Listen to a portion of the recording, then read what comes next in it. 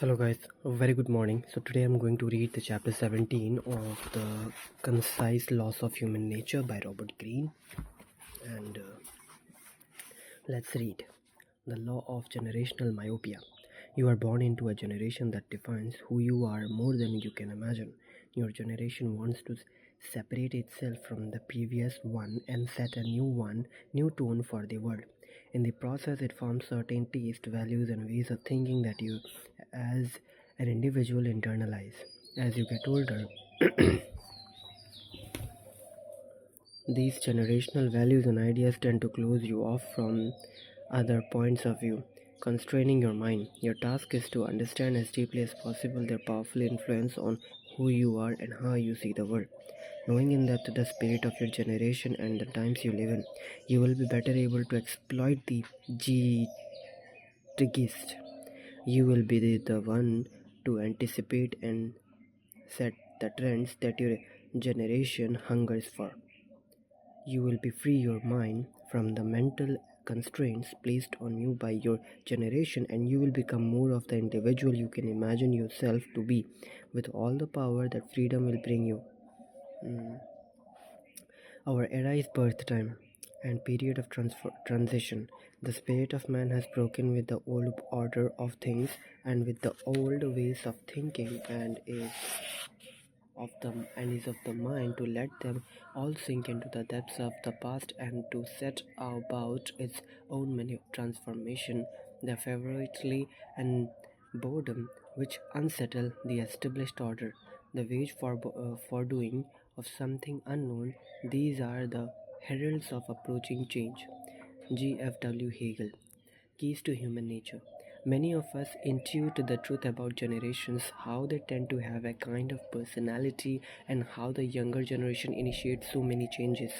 Some of us are in denial about the phenomenon because we like to imagine that we as individuals shape what we think and believe.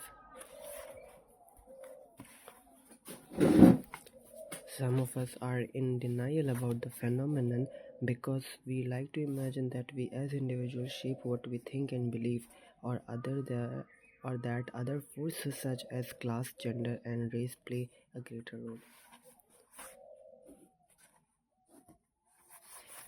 Certainly, the study of generations can be imprecise, it is subtle and elusive, subjective, and other factors play a role as well. But looking in depth at the phenomenon reveals that in fact it is more of an influence than we generally imagine, and is in many ways the great generator of so much that happens in history.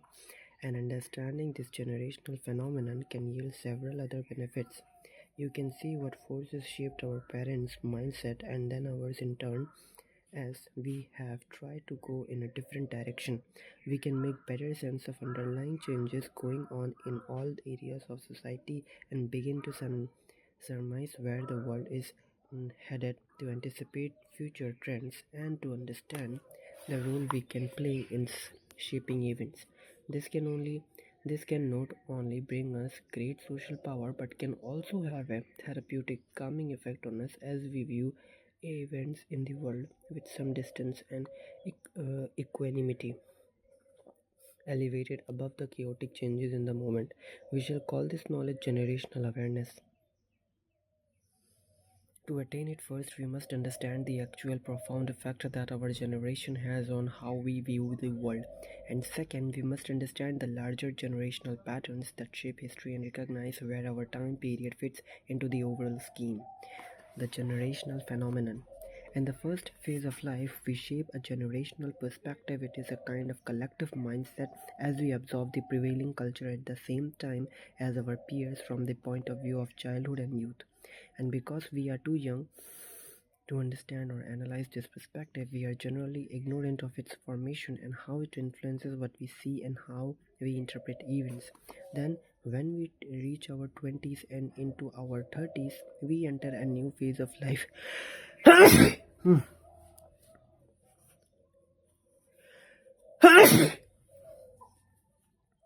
and experience a shift.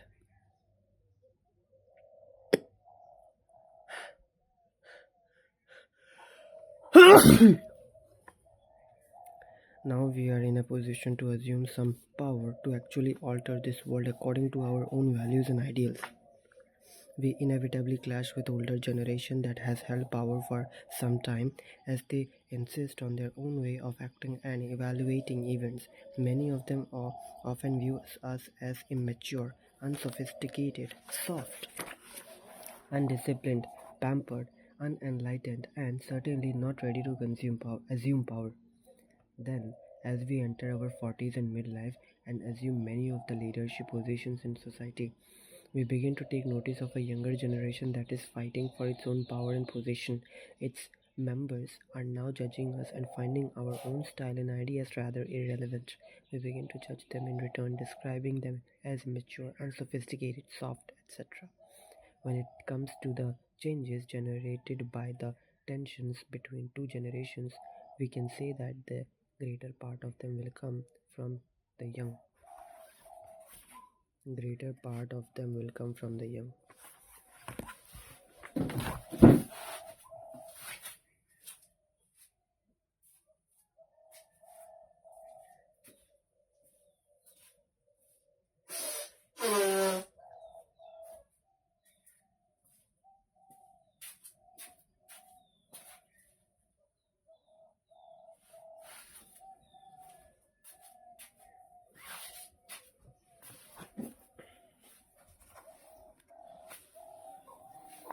They are more restless, in search of their own identity, and more attuned to the group and how they fit in. By the time such a younger generation emerges into their 30s and 40s, they will have shaped the world with their changes and given it a look and feel that is distinct from their parents'. The generational mindset inevitably dominates everyone from within, no matter how they personally try to react against it. We cannot stop outside the historical moment that we are born into. In considering this mindset, we must try to think in terms of a collective personality, or what we shall call spirit. Okay. Our generation has inherited from our parents and the past certain key values and ways of looking at the world that remain unquestioned, but at any moment, people of new generation are searching for something more alive and relevant, something that expresses what is different, what is altering in the present. This is this sense of what is moving and evolving in the present, as opposed to what is inherited from the past, is the collective spirit itself, its restless and searching nature. It is not something we can easily put into words. It is more a mood, an emotional tone, a way that people relate to one another. If our generation has a particular spirit to it, we could say the same for the time period that we are living through, which generally comprises four generations alive at the same time. The blending of these generations, the tension among them, and the clashing that often occurs create what we shall call the overall spirit of the times, or what is commonly known as the zeitgeist. Okay, now this is something that I need to search for. The meaning, what was the word zeitgeist?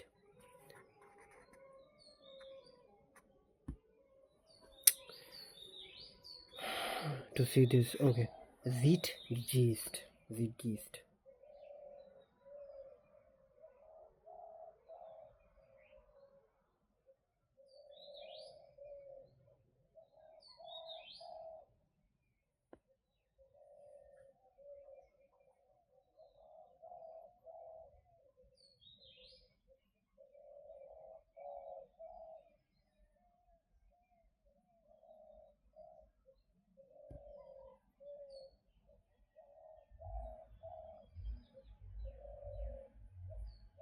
What is the meaning of zeitgeist?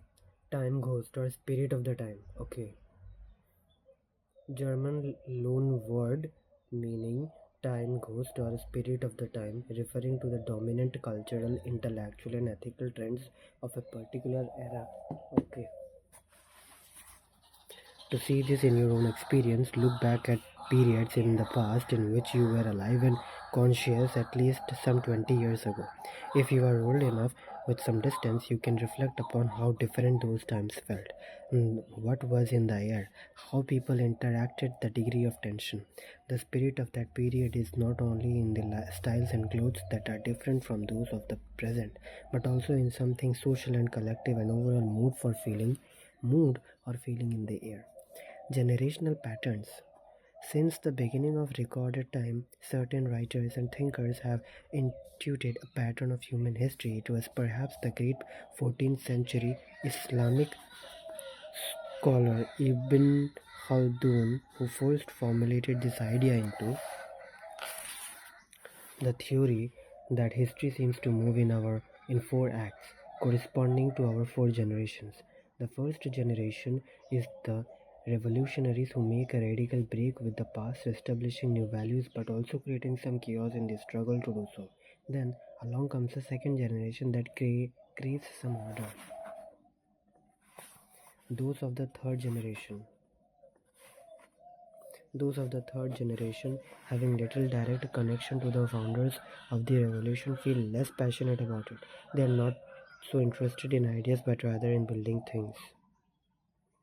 Along comes the fourth generation, which feels that society has lost its vitality, but they are not sure what should replace it.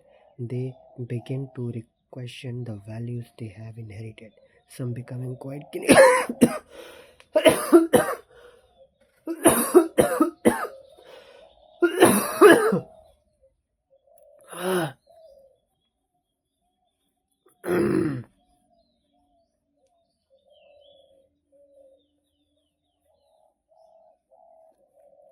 what happened?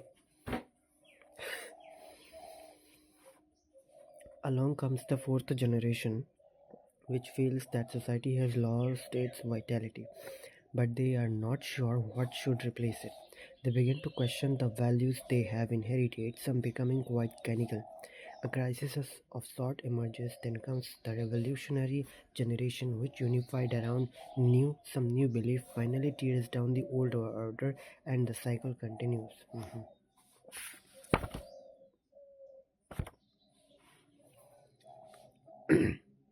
We can deduce two important lessons from this.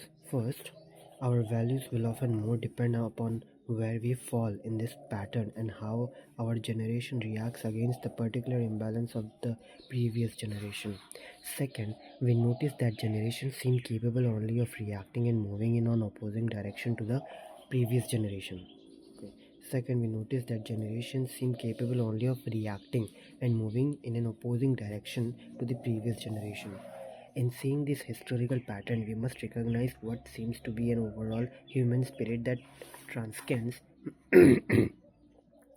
any particular time and that keeps us evolving. If for any reason the cycle stopped, we would be doomed. First, our values will often depend upon where we fall in this pattern and how our generation reacts against the particular imbalances of the previous generation. This is the one thing.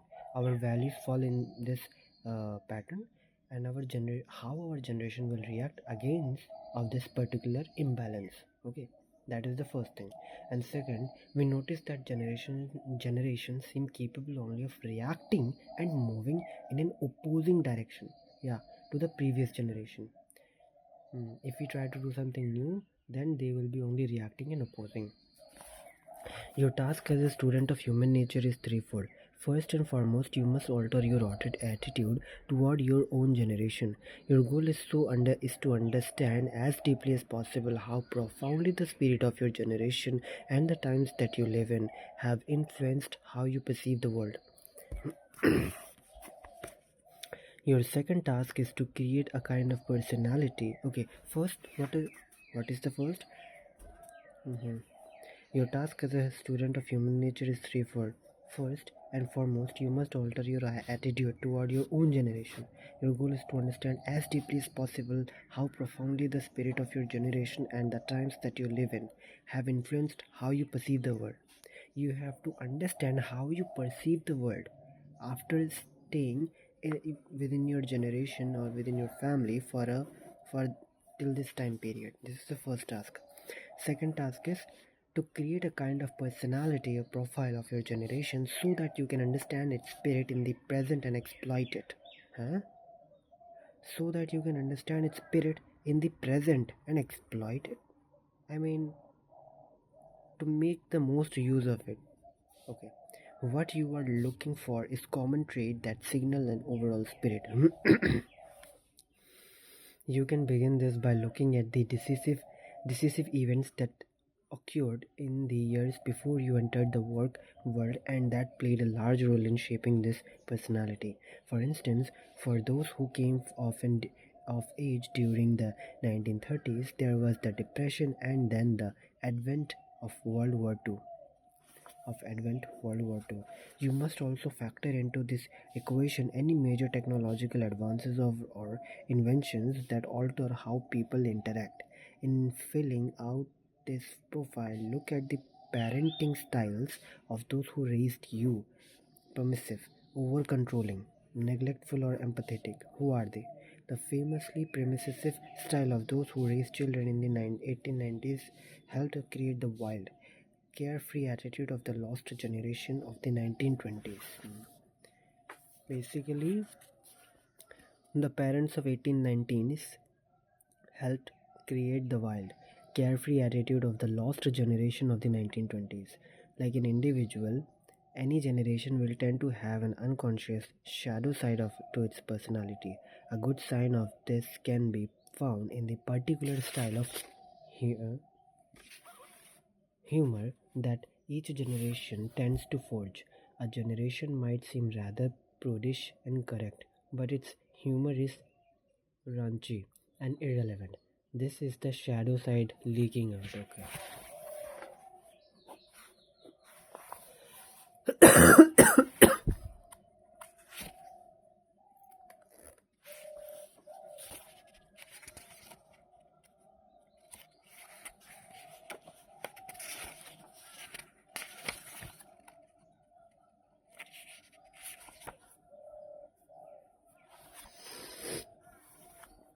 Okay, so your third task then is to expand this knowledge to something broader, first trying to piece together what could be considered the zeitgeist.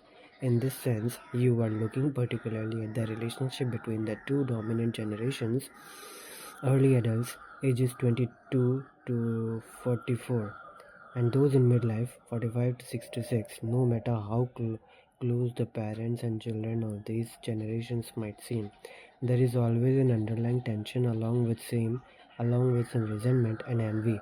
You want to examine this tension and determine which generation tends to dominate and how this power dynamic might be shifting in the present. This overall awareness will yield several important benefits. For instance, your generational perspective tends to create a particular kind of myopia. Each generation tends towards some imbalance as it reacts to the previous one. There is much to be gained by looking at the world from the perspective of your parents or your children, and even adopting some of their values.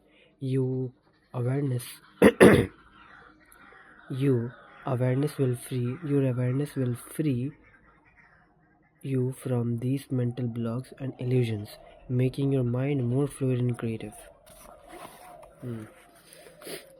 Strategies for exploiting the spirit of the times. To make the most of the zeitgeist, you must begin with a simple premise. You are a product of the time as much as anyone. The generation you were born into has shaped your thoughts and values, whether you are aware of this or not. And so, if you feel from deep within some frustration with the way things are in the world or with the older generation, or if you sense there is something that is missing in the culture, you can be almost certain that other people of your generation are feeling the same way. And if you are the one to act on this feeling, your work will resonate with your generation and help shape the zeitgeist. Hmm.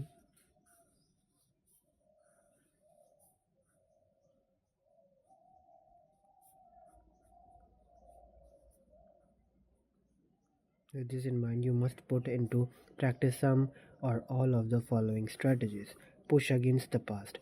You may feel a deep need to create something new and more relevant to your generation, but the past will almost always exercise a strong pull on you, yeah, in the form of the values of your parents that you internalized at a young age. Because of this, you might hesitate to go full throttle with whatever you do or express, and your defense of the past ways of doing things will tend to be rather tepid.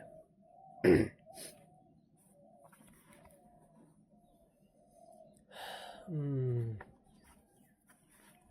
Instead, you must force yourself in the opposite direction. Use the past and its values or ideas as something to push against with great force, using any anger you might feel to help in this. Okay. So basically, I have to use my past and its values and ideas, something to push against with great force. Hmm. Adapt the past to the present spirit. How?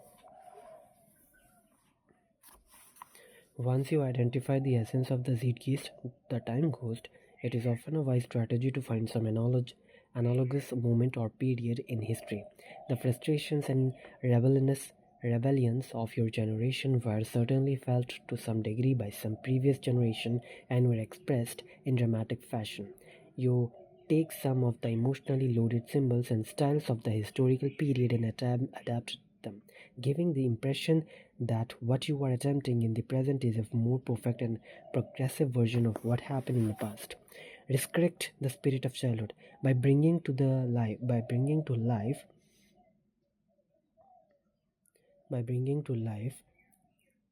the spirit of your early years, its humor, its decisive historical events, the styles and products of the period, the feeling in the air as it affected you, you will reach a vast audience of all those who experienced those years in a similar way. You must use this strategy only if you feel a particularly powerful connection to your childhood. Keep in mind that you are not aiming for a literal recreation of the past but capturing its spirit. To have real power, it should connect to some issue or problem in the present and not simply be some mindless bit of nostalgia.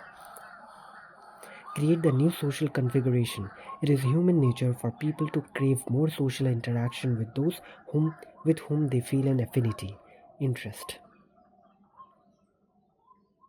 You will always gain great power by forging some new way of interacting that appeals to your generation. You organize a group around new ideas or values. Yeah.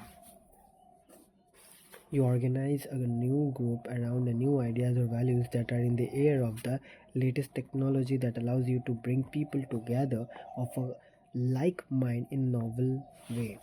In this new form of a group, it is always wise to introduce some rituals that bond the members together and some symbols to identify with. In using this strategy, think of the repressive elements of the past that people are yearning to shake free of. The group you establish will let flourish a new spirit and even offer the thrill of breaking past taboos on correctness. Subvert the spirit. You might find yourself at odds with some part of the spirit of your generation or the times you live in. Whatever the reason it is, never wise to preach or moralize there or condemn the spirit of the times. You might find yourself at odds with some part of the spirit of your generation or the times you live in. You will only marginalize yourself. If the spirit of the times is like a tide or a stream, better to find a way to gently redirect it instead of fighting its direction.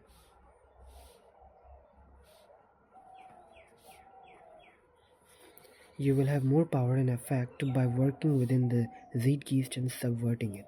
For instance, you make something a book For instance, you make something, a book, a film, any product that has the look and feel of the times, even to an exaggerated degree. However, through the content of what you produce, you insert ideas and spirit that is somewhat different, that points to the value of the past you prefer.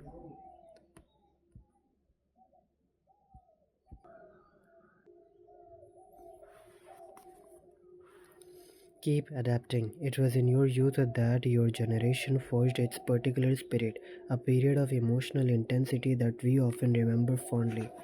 The problem that you face is that as you get older, you tend to remain locked in the values, ideas, and styles that marked this period. What you want is to modernize your spirit to possibly adopt to some of the values and ideas of the younger generation that appeal to you, gaining a new and wider audience by blending your experience and a perspective with the changes going on.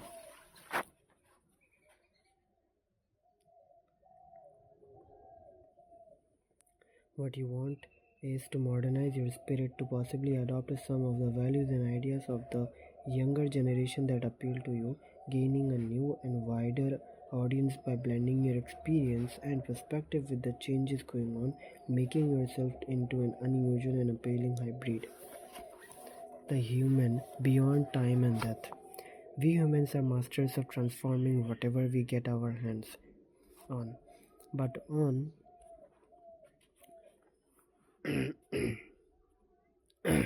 But one area seems to defy our transformational powers, time itself.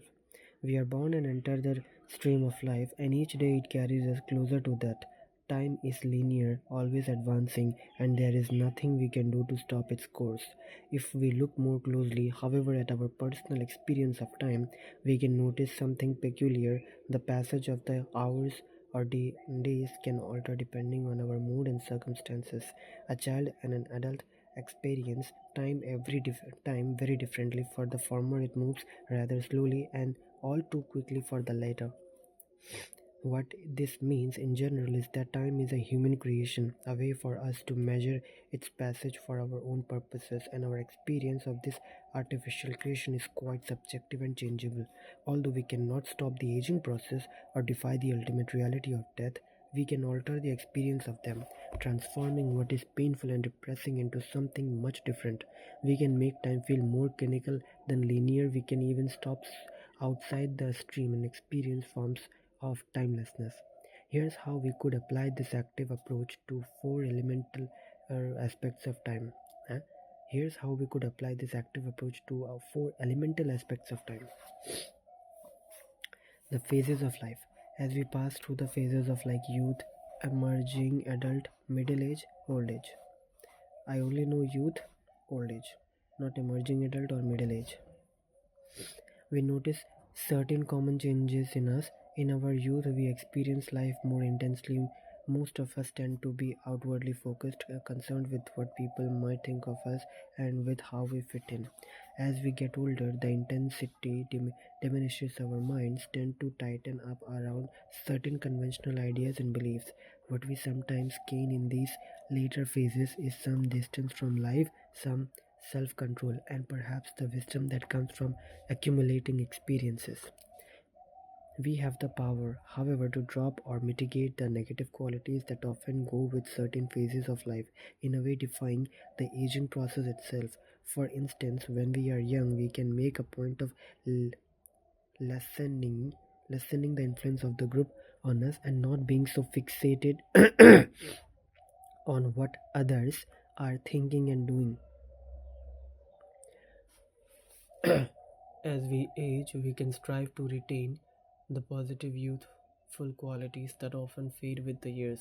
For instance, we can regain some of the natural curiosity we had as children by dropping some of the smugness and know it all attitude that often come over us as we get older. As we age, we can strive to retain the positive youthful qualities that often fade with the years. For instance, we can regain some of the natural curiosity we had as children by dropping some of the smugness and know it all attitude that often come over us. Acha, I know it all. If we drop this attitude, then we can gain the curiosity.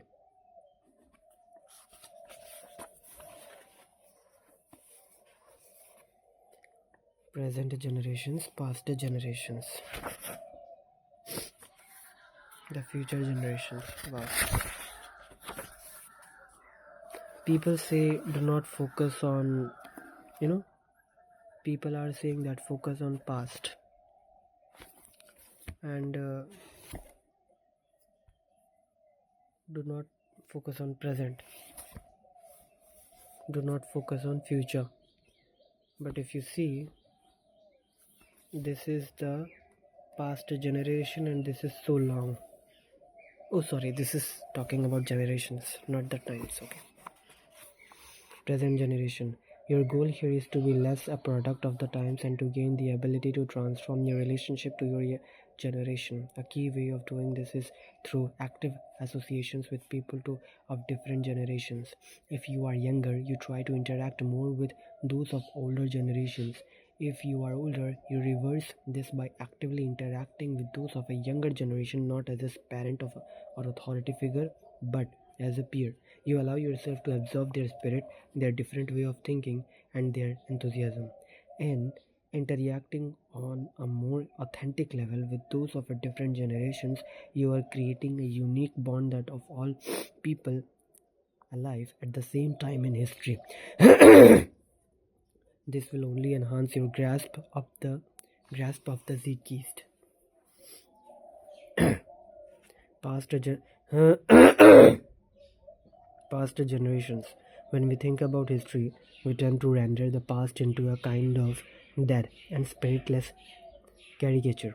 Perhaps we feel smug and superior to past years, and so we focus on those aspects of history that indicate backward ideas and values, not realizing that future generations will do the same to us, seizing what we want to see.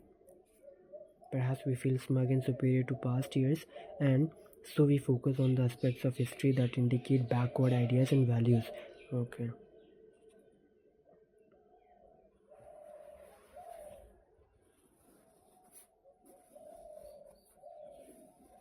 Not realizing that future generations will do the same to us, seeing what we want to see. We must rid ourselves of such absurd notions and habits. We are not as superior to those in the past as we like to imagine. Although human nature remains a constant, those in the past faced different circumstances with different levels of technology and had values and beliefs quite different from our own and not necessarily inferior.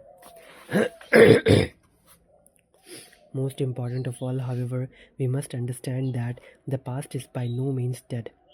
So many ways we relate to the world now came from changes in thinking long ago. You must radically alter your own relationship to history, bringing it back to life within you.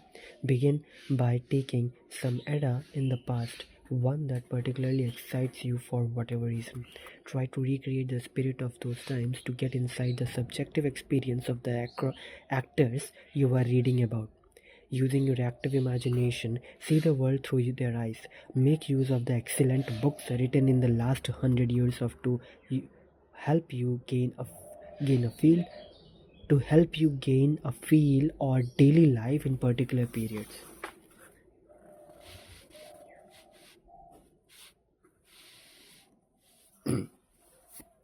In the literature of the time, you can detect the prevailing spirit, drop any tendencies to judge or moralize. People were experiencing their present moment within a context that made sense to them. You want to understand that from the inside out. In this way, you will feel differently about yourself. Your concept of time will expand, and you will realize that if the past lives on in you, what you are doing today, the world you live in, will live on and affect the future, connecting you to the larger human spirit that moves through us all.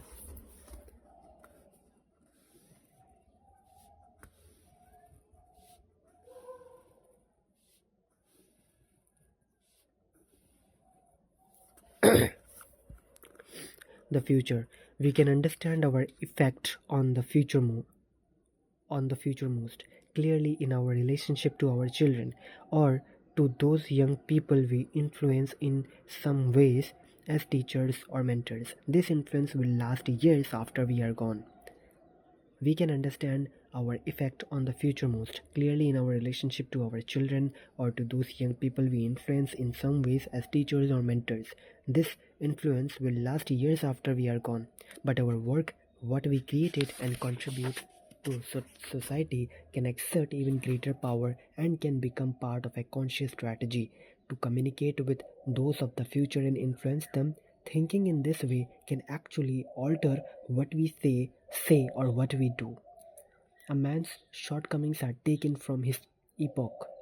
His virtues and greatness belong to him. Johann Wolfgang von Goethe. So yeah, that's it for today. And tomorrow I'll read the chapter 18, which is only 5 to 6 pages, and that's it. See you.